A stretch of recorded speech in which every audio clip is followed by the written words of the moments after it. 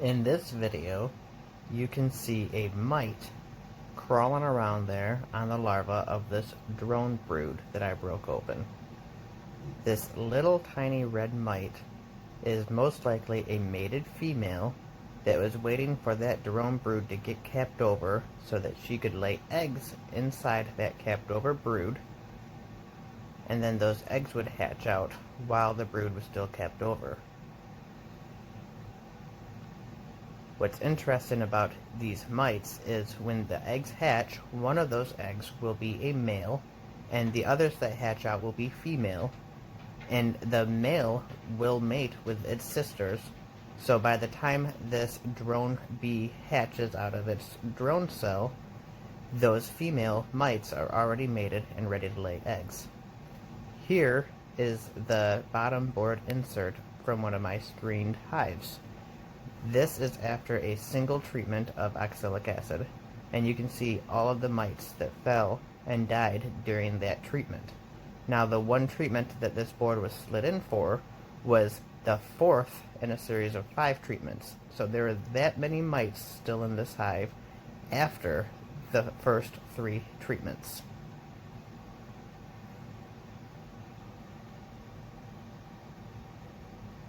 Look at all those little tiny mites. Just imagine if those were still on the bees inside that hive, and each one of them most likely being a already pregnant female waiting to lay eggs inside more brood.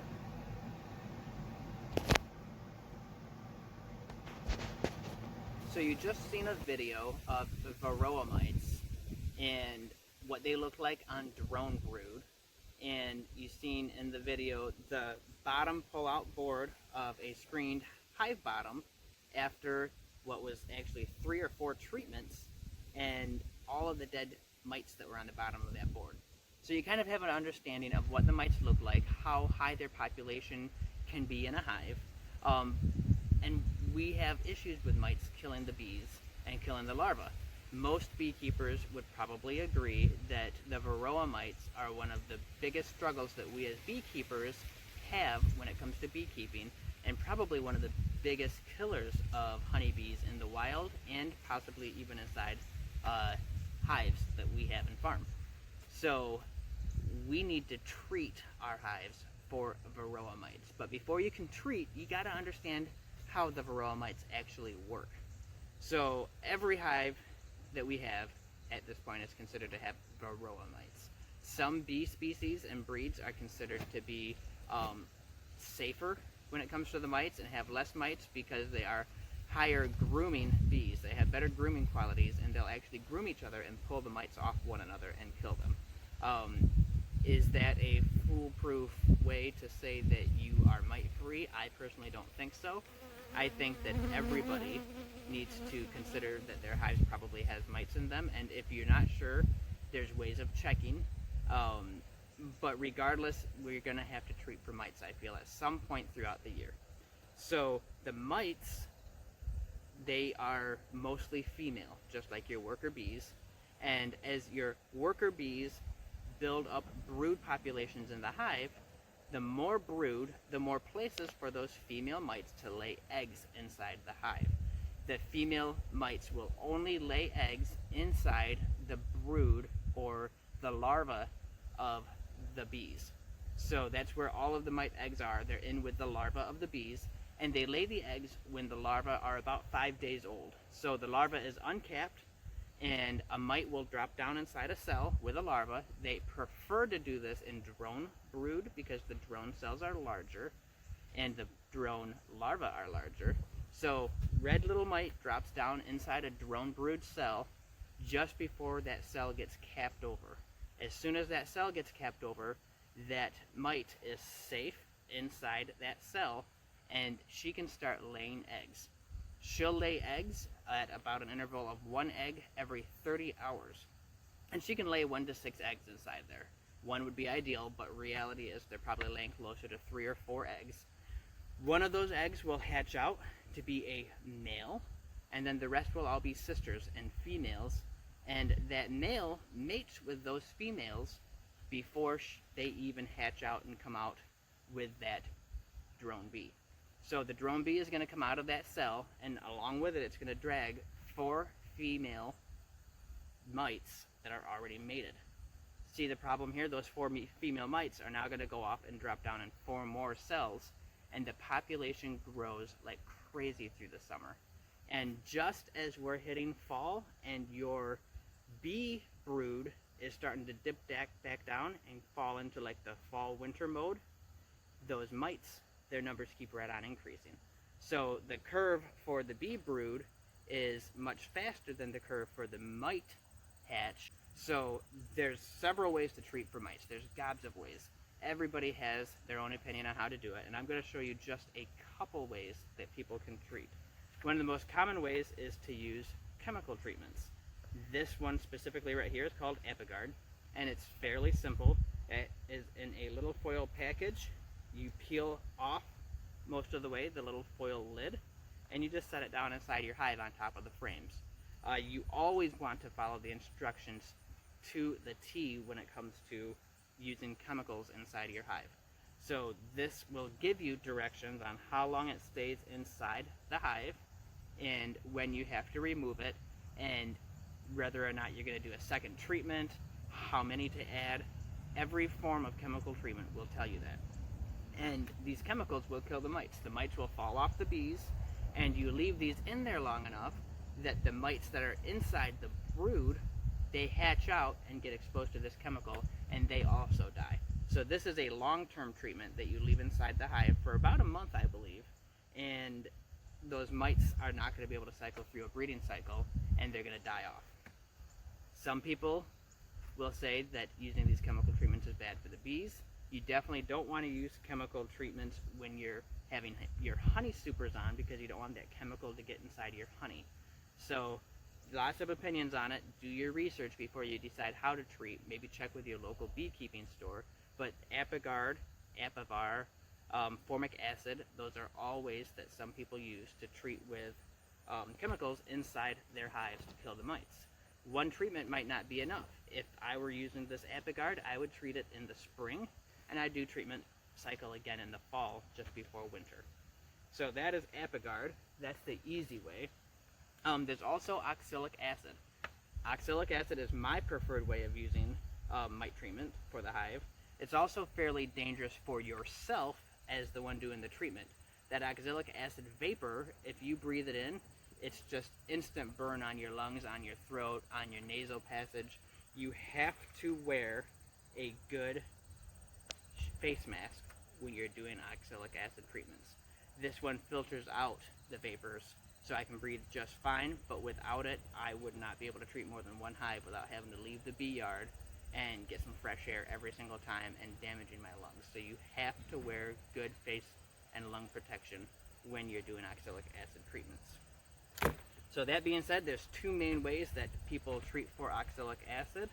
The cheap way is to get one of these little wands, and they hook up to a battery. So maybe you have your riding lawnmower out in your bee yard. Maybe you just buy a cheap battery and keep out there. You put your oxalic acid inside this tray. It's a granular powder form type material, and it heats the end of this to a point that it vaporizes, and it kills only mites that are exposed to the vapor, and does little to no harm at all on your bees, on a larva, or any stage of that bee life. The drawback to doing oxalic acid treatments is it does only kill the mites that are exposed. So any mites that are still inside the brood are hatching out, and again, they're laying eggs and starting that life cycle over again. So you have to do several mite treatments. A lot of times they say 3 is enough treatment with the oxalic acid. I do 5 or more. I just keep right on going through the fall season, right up until it gets too cold. Same thing in the spring. As soon as it warms up enough, I start doing treatments, and I won't stop until I put my honey supers on. So drawback to this style is that this plate gets very hot. I believe it gets darn near 300 degrees or hotter, and it can burn your hive.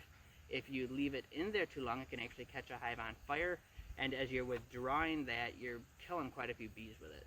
So it's a cheaper way, usually around $70 to $100 for one of these, but at the same time, it's a little more dangerous way to treat with oxalic acid.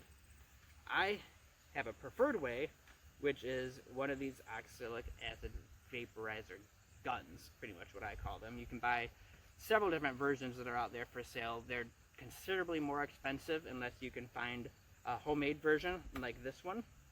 And again, they need electricity. They do make these that are propane powered, but you're getting up there in price again. So this one plugs in to just a regular free prong outlet, gets up to 440 degrees, and you fill this little rubber cap with the oxalic acid. There's actually measurements depending on how many boxes you're going to do, but the oxalic acid, regardless, it goes inside this little rubber cap. You put the cap in your vaporizer upside down, and this copper pipe is what the vapor will shoot out as soon as you turn this right side up. And that vapor is going to shoot right out into the back of your hive where you have a hole drilled, or you can put it into the front entrance and shoot that vapor into the front entrance. And it works great. It is, I have 16 hives going out there, and it takes me maybe 20-30 minutes at the most to treat all of my hives, where using one of these took me a couple hours. Honestly, it's quite time consuming to get this little tray to warm up, and it's much safer, I feel, on the bees and for the honey and the comb than using a chemical version. So I do oxalic acid treatments. I have an Easy Vape Pro that I use, and I very much recommend it for somebody that has more than just a couple hives. Being a first-year beekeeper with maybe just 1 or 2 hives, this is definitely the cheaper way to go. But if you're planning on expanding your apiary, maybe 10 hives, I would still consider going with an oxalic acid treatment. Again, dangerous if you're breathing it in, so make sure you have the face shield. But no matter how you decide to do it, what form of treatment or when, I absolutely encourage that you treat for mites. You'll hear me in several videos go off on rants about treating for mites. I'm all the time I'm seeing people post online asking questions like, I don't see any mites on my bees. Does that mean I shouldn't do a treatment? Or, I treated last year for mites, so I think my bees are fine this year. What do you think? They're not fine. It would be a very slim to none chance that your bees are fine. If you don't treat going into winter, those mite populations are going to be so high, you're going to get diseases, you're going to get sickness, and you're going to end up losing your bees. So the 3 main reasons I feel you lose bees are winter starvation, winter moisture buildup inside the hive that's going to kill those bees without the proper ventilation, or the third one is mites. And those are the biggest killer of bees, in my opinion, that we have. And if you're not treating for mites, you might as well just not get bees in the first place. I feel it's that plain and simple. If you're not going to treat, don't bother to get bees, because you're going to kill them. And your bees that are infested with mites are going to fly to your neighbor's bees up the road. They're going to fly to that wild hive that might be out in the middle of your woods, and they're going to spread those mites, and they're going to cause more harm than what good you think you're doing by keeping bees in the first place and saving the bees. So if you really want to keep bees, you've got to plan on doing mite treatments. I'm going to stop my rant now. Thank you for watching this video. Hopefully you take it seriously and come up with a good treatment schedule. There's lots of YouTube videos out there on mite treatments, so take your time, watch them, learn about mites, and make sure that you're actually doing some